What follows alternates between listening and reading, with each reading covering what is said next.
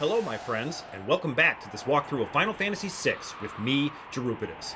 In the last episode, the returners failed to stop Kefka from moving the statues out of alignment, which caused nothing short of an apocalypse. The world we knew is gone, but despite this grim reality, we've got to try to pick up the pieces and find a way to stop Kefka once and for all, and that will start here on the Solitary Island.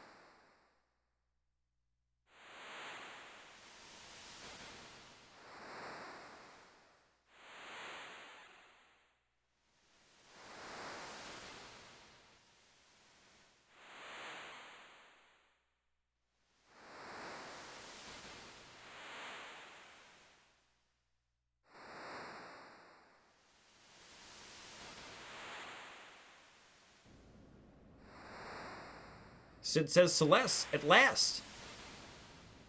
And I'm sure this is a mistake, he says it again. Cid says, you're finally awake, and Celes says, I feel like I've been sleeping forever. Cid says, for 1 year, actually. I thought you were out for good. Celes says, a whole year. You've watched over me the whole time? Cid says, yes, and I'm about out of energy.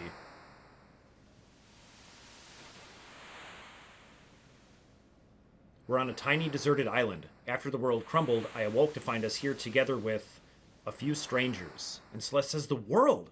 So, it wasn't just a dream. Where are my friends? Where's Locke? And I think it's interesting that she mentions Locke separate from her friends. Cid says, I don't know. I only know we're here. Maybe we're the only people left alive. Since that day, the world's continued its slide into ruin. Animals and plants are dying. A few others who washed up here with us passed away of boredom and despair. Celes says, my friends, they're probably all gone.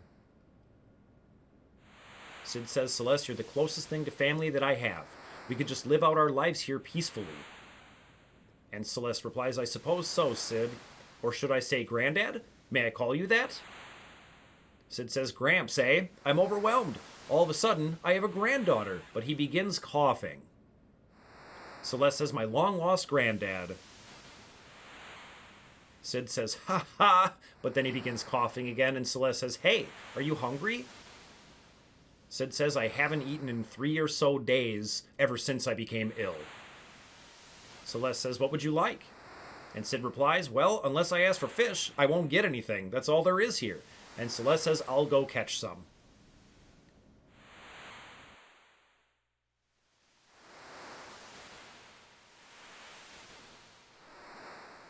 Alright, first things first, let's go ahead and get equipped up because Celes is currently not wearing anything as you can see, so let's go ahead and hit Optimum, and then I'm going to switch out the Break Blade for the Blizzard to push her magic power to 42, and I'm going to do the same thing by throwing on the white dress, that will push it all the way to 47.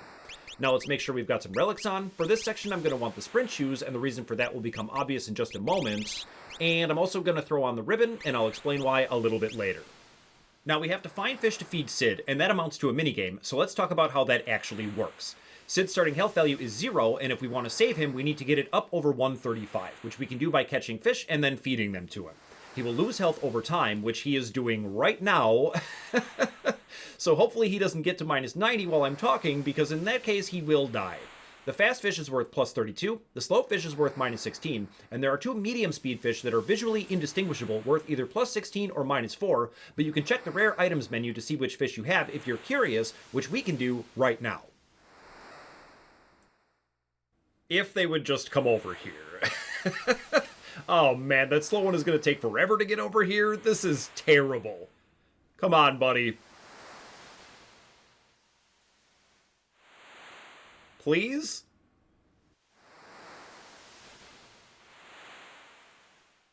There we go. All right. Now, The yummy fish is the plus 32, the rotten fish is minus 4, and weirdly the fish is worse than that at minus 16. They must have gotten these backwards, I don't know why else that would be, and the just a fish is the plus 16. Now let's go ahead and feed these to Sid before he dies on me here.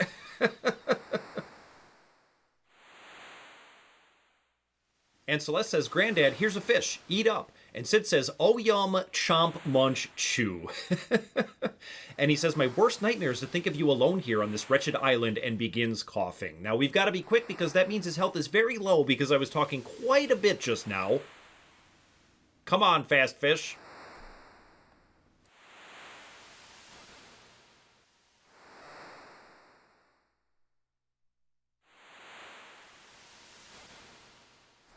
And this time Sid says, I'm not long for this cruel new world, which is actually an improvement.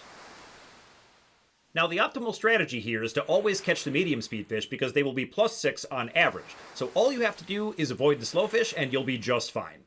So, as I've already mentioned, this scenario can end one of two ways, and I'm going to show you both because I think the scenario in which Sid dies is too powerful of a scene to leave out, but the save file we'll continue the game with after that will be the one where we saved him. Now, it'll be a little confusing because I'm going to show you them in reverse order, where we save Sid first, which is what we're doing right now, and fail to save him second. But I think it makes the most sense plot-wise to continue the game after the second scene I'm going to show you. But don't worry, Sid will definitely still be alive. This one is actually kind of a bad roll, but we can re-roll the fish by just speaking to Sid again.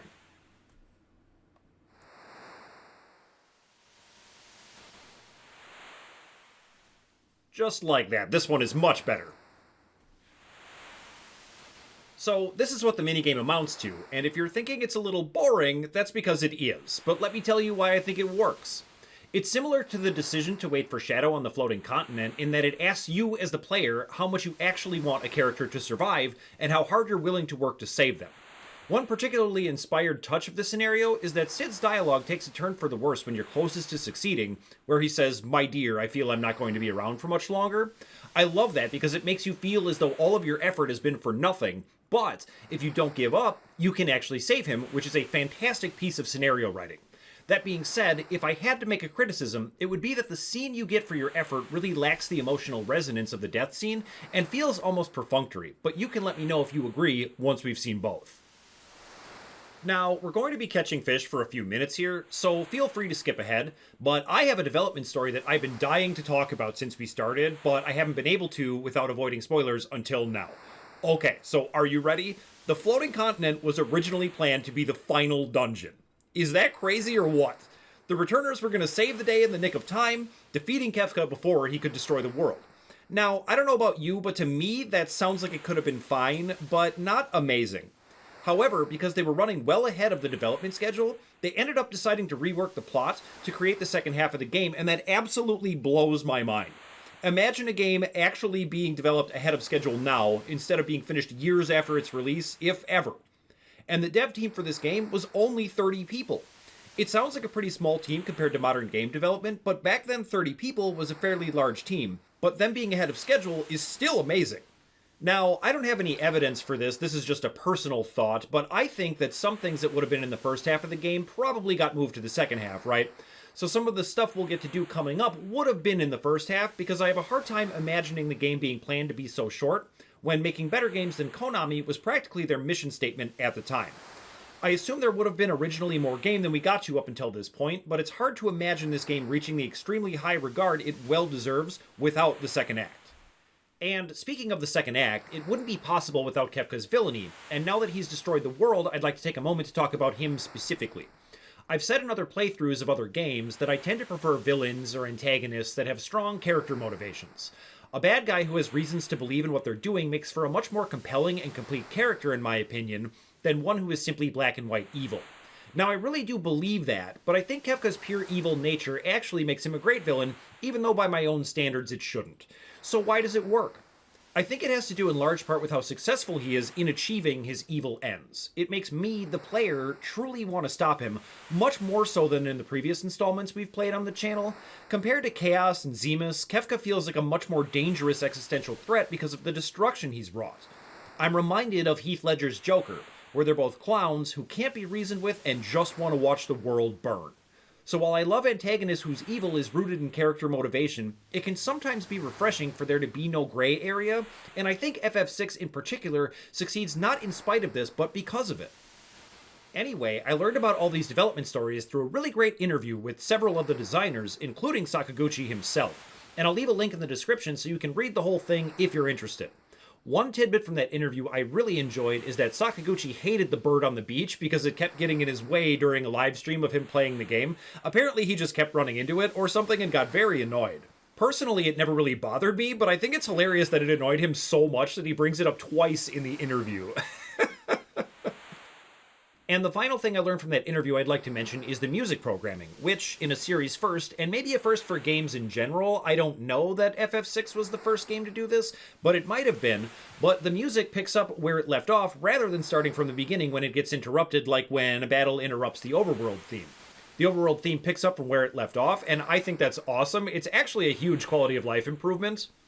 And Uematsu specifically requested that this be done, and Minoru Akao, the sound programmer, made it happen for him, which is just awesome. It's one of those things that sounds small, but you know something is an amazing innovation when you find yourself wishing other games from the era did it too, just so you could hear the whole track with no extra effort on your part. Now, Sid just said the I feel I'm not going to be around for much longer, which means we've almost saved him. We're almost there. I was tempted to cut this shorter, but I wanted to leave it in to just show how much effort you actually have to put into saving him. And Sid says, I feel much better. Thanks, Celes. And Celes says, what's up? And Sid says, Celes, the project that kept me going over the past year is down below. Go have a look at it. And let's go check out what he's been working on. And look at this. It's a raft. Celes says, Granddad. Sid says, Celes, you must leave this place. You have to find your friends. Celes says, I know, but I'll bring them all back to meet you. And Sid says, that Locke fellow too, no doubt.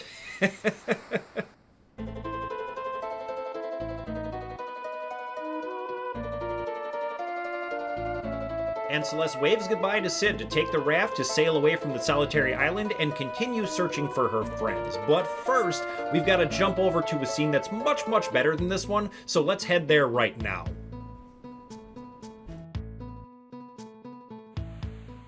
Okay, so here we are back on the beach, and now we're going to see what happens when we don't save Sid. And believe me, this is an exquisitely sad scene, so I don't want to say that I'm excited for it, but I am looking forward to getting through it, so let's go make it happen.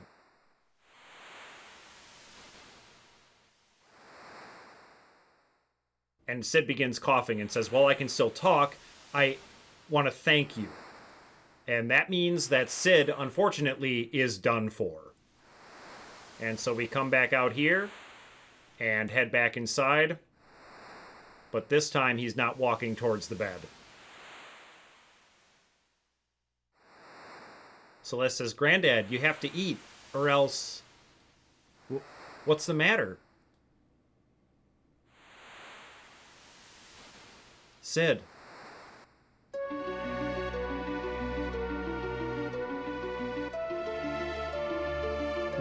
No, you promised you'd stay here with me. Granddad, answer me. Tell me you're just joking.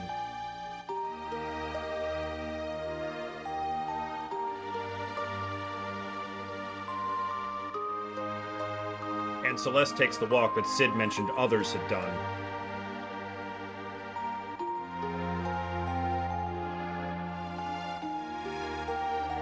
Sid says those others who were here, when they were feeling down, they'd take a leap of faith from the cliffs up north, perked them right up.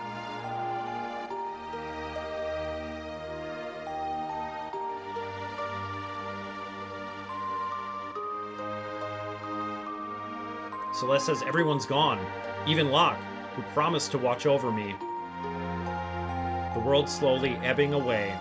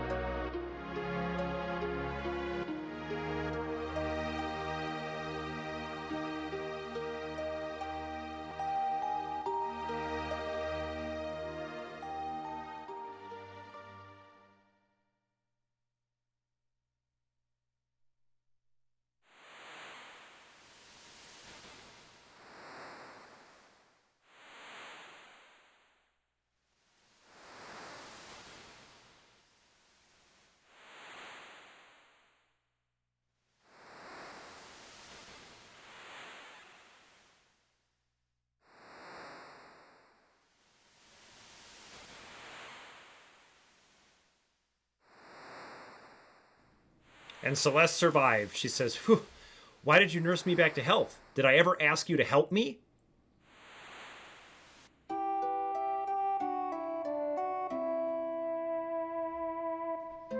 A bandana? No, it can't be. Hey you, where'd you get this? Is the person who healed you still alive? Answer me. And to quote Gene Wilder's Willy Wonka, so shines a good deed in a weary world.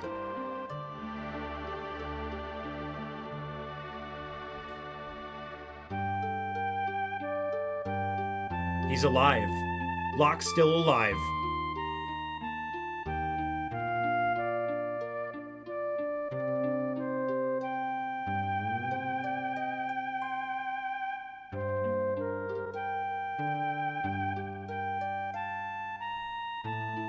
And if we head inside, we'll find a letter. Sid writes, "You need to leave. The others are surely waiting for you. Find the stairs next to the stove. Down them lies your road to freedom. Love, Granddad." And let's do that. And the same raft is there.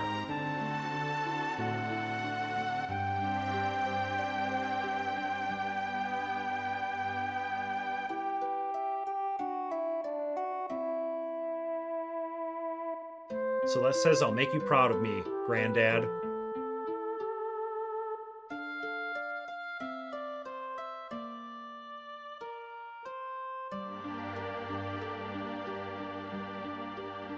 And oh, this scene is just so good. The way it dovetails with the opera scene, even the cliff mirrors the precipice on which she stands when she tosses the roses. And of course, the melody is the same as the opera scene as well. It's just so fantastic. And you're taking this raft ride, feeling both really sad about having her lose Sid, but filled with hope that our friends are still all alive. And what a great, great piece of character motivation. I mean, Celeste feels sad, but she feels motivated to keep going and to find her friends, and that's how I feel. I feel the same way she does, and that's how you know something is really good writing. I love this scene so much. So we have washed ashore outside of Albrook, and the more astute among you will have noticed that I did not equip an Esper, so before we get walking, let's go ahead and do that. And I'm going to throw on Maudwin because I want to learn those level 2 spells as soon as possible, and we're almost there, and of course get that magic power on level up. Alright, let's get going. And one of the things I really like about this is you get that nice peek at the tower up there. Now, we can't do anything with that right now, and we'll get a better look at it later, but I think it's nice that you just get that little peek and you get to start wondering about it right away. Now, let's get into town. But first, of course, we end up in a battle, and this is one of the bigger ones. So we've got the Osprey, Chitinid, and Gigantoad. The Gigantoad is 458 HP, is weak to ice, can use Slimer to inflict slow, and you can win a sleeping bag as a rare item. The Osprey has 850 HP, weak to ice, can use Beak on the third attack, which causes Petrify, and gives an Echo Scream as a rare win, and the Chitinid, which I have accidentally left to last here, has 1,111 HP, is weak to Bolt, and can use Sneeze, and at this point I might as well run away because he's going to sneeze me out of here, but I will cast Ice 2 anyway. And of course, because of that sneeze, we get nothing.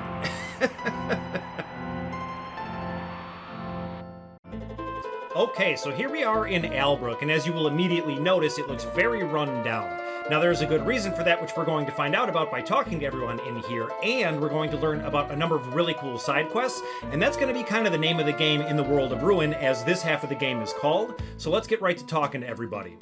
This guy says, "Did you see that tower? As a matter of fact, I did on the way here." And this guy says Kefka's up there, and he's using the power of the statues. He's like a god. And now this guy might look like he's from Zozo, so he might be a liar, but I think he's telling the truth. This guy says, "You, the sparkle in your eye. You're the spitting image of a man who came through here recently." Now, I really don't like this clue, but I'll talk more about it in just a second. We can stop in the weapon shop, but there's nothing new for sale. It's just going to be the elemental swords, and if you want an extra one of these, you can pick them up here, but we already have them all, so I don't really need to do anything. This guy's just going to talk about the Atma weapon, so let's keep going. This guy says anyone who opposes Kefka gets his or her town fried by the light of judgment, and that is undoubtedly what happened to this place, and probably every town on the map, pretty much. And he says everything changed on that day. Boy, it sure did. I'm gonna burn myself on the fire because I can't resist. And this guy says when the world was ripped apart, many long-sealed monsters were released. Fumbaba, Doomgaze, and the 8 dragons. Now we are definitely going to want to keep that in mind. Let's stop in the armor shop. Nothing new for sale in here either.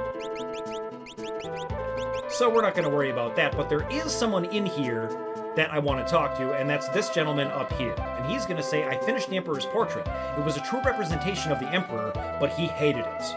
I ended selling it to Auser, a rich man who lives in Jidur. Now, I did predict that that man would lose his life if the Emperor hated his portrait, but he seems to have survived. But most importantly, he sold it to Auser in Jidur, and we're going to want to remember that as well. This guy says, I found this in a 1,000-year-old text. 8 dragons seal away this awesome beast. Its name is Crusader. Defeat these dragons, and its power can be released. Now, this is a clue for a very powerful magicite that we're going to definitely want to get our hands on, but that's going to have to wait until later. This lady says, you again? Oh, sorry, you look just like a man who was here searching for his friends. Now, this is the second time we've heard this clue, and I'm not going to spoil who they're talking about. Obviously, they want to keep it a mystery, but I don't like it because we've already used this conceit of Celes looking like someone else, and it actually gets a lot funnier once we find out who it is, but we'll find that out in a little while. He said he was going north to Zen, and that's where we're going to be going right after this. This guy says, I saw Doomgaze soaring through the sky. I'd rather take an acid bath than fight that thing. Yeah, he sounds pretty scary. I mean, with a name like Doomgaze, it's not like he's gonna be a cuddly cute guy or anything. How can you make a Gil in a world like this? Well, killing monsters comes to mind, but maybe he's not the type. This guy says, on that day, debris from all over the world floated eerily to the center of this landmass and formed that tower. That is such a cool piece of imagery to me. Oh, man. And finally, we're going to want to talk to this guy in the cafe. He's going to say, oh, I think back on how nice the world used to be. And this, of course, is a little cutscene of the cafe when the Empire was occupying this place. And I love that it's almost literally viewed through rose-colored glasses, but it just goes to show a very human thing where even when things seem bad, when they get much, much worse like they have in this world, they can seem like the good old days. And realize it'll never be the same again. No, I don't think the world is going to go back to the way it was before, but sitting in an empty cafe is probably pretty depressing, so I don't fully blame him. Although being wistful for the days of the Empire does seem a little crazy. Now let's get going. Alright, the very next place we're going is Zen, which is straight north, so let's get to it.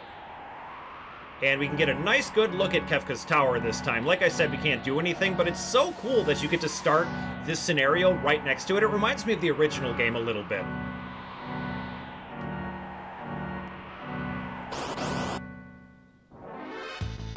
Ooh, Lunaris are new, so we can keep this in. The Lunaris has 582 HP, no weaknesses or resistances, and can use Face Bite, which causes Dark. And these status ailments that I've been mentioning are one of the reasons we're using the Ribbon, but there's a more important reason coming up soon. Either way, we're going to kill every monster we encounter because we want to farm those magic points to get those level 2 spells ASAP.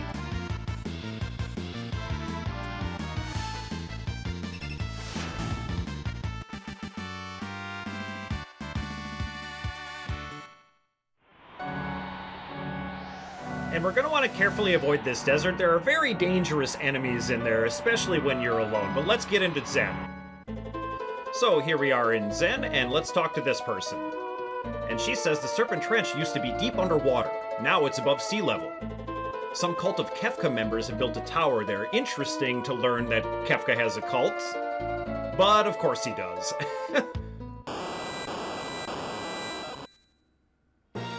And what is happening now? Now, I find this very amusing if you just try to leave. This person says, come on, please help. And it's like, we're the good guys, of course we're gonna help. Let's stop messing around. First, let's talk to these people running around. This one says, hurry or the house will collapse. This guy says we resisted Kefka, so he unleashed his light of judgment on us. This one says, must have irritated Kefka. And this guy says there are monsters inside. They keep petrifying everyone who goes in to help. You're using suitable relics, and this is exactly what I was talking about when I said I would explain later why we're wearing the ribbon. We definitely want to make sure we don't encounter an accidental game over. It's a little bit hard to do, but if you get petrified, that's it. That's a game over, and you lose. So let's not have that happen. And look who it is, it's Sabin. Let's talk to this lady first. My child's inside, do something. Celeste says, Sabin. And Sabin says, hey, Celes. And Celeste replies, let's head in. And Sabin, who appears to be holding the entire building up, cries out, wait! If I move, this whole house will collapse. First, save the child that's in there. I can't hold this up forever, so get out on the... And we have exactly 6 minutes, which will be more than enough time to raid all these treasure boxes. In this first one, we will find a heal rod. And we run into the most dangerous enemy in here right off the bat, the Hermit Crab. Let's talk about him. He's got 305 HP, is weak to water of all things, and can use rock to inflict petrify, which in this instance, because we only have one character, would be an instant game over. That is the big reason we're wearing the ribbon. Now over here we can find a Pearl Rod. And since we're going to be showing all these fights, why don't I talk about the PM Stalker really quick? He has 265 HP, is weak to fire and pearl, and you'll notice that I'm running away from all the fights in here. Obviously, I'm doing that to save time and avoid status ailments, but I think that the fact that you can run away from every single fight in here could seem like a little bit of a development oversight. In here, we're going to find a Hyper Wrist, and the reason I'm bringing that up is because even this monster in a box that we find here, you could run away from this fight. However, a simple fire spell takes out all the PM Stalkers, and we're going to do exactly that to show two things. One, you get 3 magic points from this fight, which is a great deal, and 2, you get absolutely no reward from the monster in a box chest. That being said, keep in mind this is a surprise dungeon with a time limit. The guy who says, come on, please help, means you're locked in here. So I think that's why they took it easy on the player and allowed them to run away. In here, we're going to find a tincture.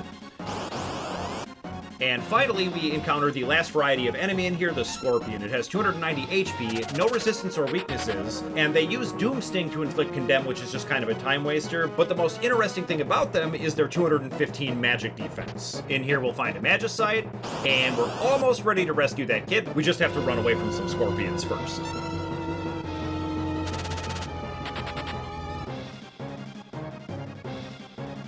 Kid says, I'm scared, and Celeste replies, don't worry, you're safe now. And I kind of wish she would hold the kid up over her head like Link might. Anyway, we're going to run into another monster in a box here, but since we've already discussed all the enemies in here, I'll just point out the treasure boxes when we get to them. There is the elephant in the room right now. And that is that apparently Celeste looks just like Sabin. And if you think about that, that means that really we could have had Sabin play Maria at the Opera House and have Setzer have kidnapped Sabin and probably really embarrassed him. And we get the Drainer Sword here. Now that one is mildly interesting, but it is just in fact bad. How it works is it deals normal damage, which then heals you. The big problem with it is that it can't deal any more damage than the amount of life that you can heal yourself. So the maximum damage it could ever deal is 9,998. I tried to think of some combinations that could make it better, like maybe you could use it in concert with the Atma Weapon and the Genji Glove. That way you keep yourself at full life to allow the Atma Weapon to deal full damage. But I feel like you'd just be better off using 2 regular weapons and not bothering with it at all. However, if you've had good experiences with the Drainer or you've come up with something, feel free to let me know. But for now, I'm gonna go with that it sucks. Now, all we have left to do in here is run away from some spooky crabs and scorpions and whatnot and get out of here. But I would like to point out that one thing I like about this dungeon is that it's yet another example of the creativity in dungeon building in FF6, where we're just in a regular house, but it amounts to a dungeon crawl, and I think that's a really cool thing that this game does really well, just thinking outside the box with regard to level design. And we made it! Sabin says, wait!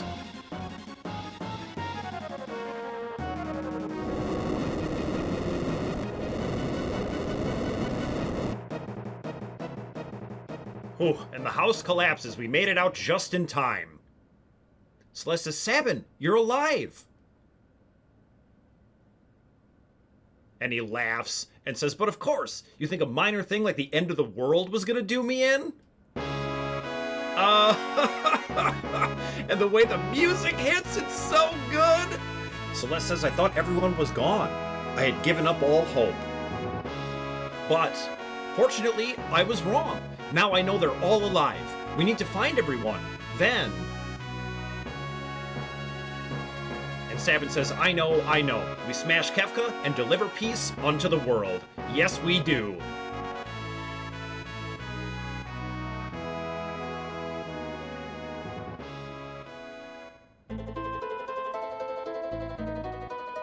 Alright, let's talk to everyone before we leave. This guy says to the east you'll find the Serpent Trench. Further east you'll find the village of Molebliz. Good to know. And he says, boy, the Light of Judgment really fried that town. Well, if it's worse than this one, that will be something to see indeed. This woman says, thanks for saving the child. And the child says, I've never been more frightened. No, I imagine not. This guy says, many monsters nowadays attack with zombie, petrify, and the like. Have you equipped suitable relics? Well, I have on one person. We haven't equipped Sabin yet, but we'll get to that in a moment. And then this guy back here, as you'll recall, who says any juicy gossip, was the person who sold us Seraphim. Now, if you had waited until now, he would sell it to you for the low price of 10 gil. I like having it earlier, but I just thought I would point that out just in case you feel like waiting. This guy says anyone who opposes Kefka is doomed. He uses his Light of Judgment from high atop his tower to burn whole towns, like this one, for example. This guy says, I saw it. Kefka used a light beam to burn the village of Molebliz to the east. Most of the adults there perished trying to save their children. This guy says I was on lookout duty for Kefka, but I lost my nerve. Now, I wonder, what does lookout duty even entail? Like, you can't stop it. I guess you could warn everyone, but that's about the best you could do. I wouldn't beat yourself up too much there, buddy. This dancing woman says, head north on the Serpent Trench and you'll reach Nikki. Ships still sail from there. That is also good to know.